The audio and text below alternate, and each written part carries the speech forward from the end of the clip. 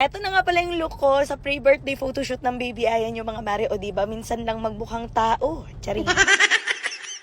Bali, nagpaayos nga lang din pala ako mga mare kasi alam niyo naman hindi ako mahilig sa makeup. Hindi talaga ako marunong mag-makeup. Sunblock, foundation, lip tint, aba, go na ako. After ko nga rin pala maayusan, ayan, binihisan na nga rin kaagad ang baby Ayan nyo dito sa kanyang outfit. O diba, talaga namang napakaganda. At sobrang ganda din talaga ng kanyang outfit. Bago nga rin pala kami nagpunta dun sa may location kung saan kami mag-photoshoot. Ayan, nag-picture-picture na nga rin pala muna kami dito sa bahay. O diba, in-game na naman ang mami siyang nyo sa larong ganda-gandahan. Charing.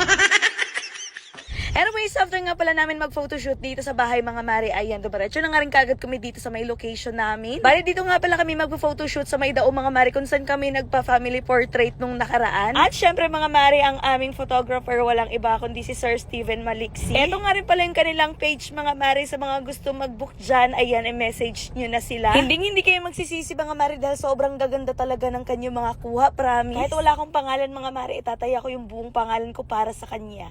Chariyang! Anyways, pagkarating nga namin dito sa may location, inaisa na nga rin pala ang baby Ayan nyo dahil nga tinatanggal niya etong kanyang wig. Kaya ayan, pinaayos ko na nga rin pala muna dito kay Marian. Pinahawak ko na nga rin pala etong bag ko dito sa pinsan namin ni Dada mga mare dahil siya yung magbibit-bit ng aking mga pang-retouch, ganon. Pinalagay ko na nga rin pala etong crown ng baby Ayan nyo. O diba, tingnan nyo naman talaga namang Disney princess na Disney princess ang baby Ayan nyo. Feeling ko nga hindi na siya baby Aya, ate Aya na siya kasi feeling dalaga na talaga ang baby namin. Medyo nahirapan pa nga kami ilagay etong kanyang crown mga mare, gawa ng sobrang laki netong crown. Ang baby Ayan nyo, ang liit lang talaga ng ulo. Kaya ayan, nilagyan na lamang talaga namin ng hairpin para talagang kumasya etong crown. Pinagtulungan na nga namin mga mare dahil ang baby Ayan nyo ay talaga namang napakalikot. Sobrang hirap lagyan ng crown. After nga mailagay namin etong crown mga mare, ayan, dinala na nga rin kaagad namin ang baby Ayan nyo doon sa may mismong location. Tapos tingnan nyo nga eto, at talaga namang parang ng Disney princess. Marami nga rin palang nagtatanong kung saan ko nabili etong kanyang gown mga mare. Bali, nabili ko lang to sa may TikTok shop. Super mura lang din na ito, parang nasa 1K plus lang. Goods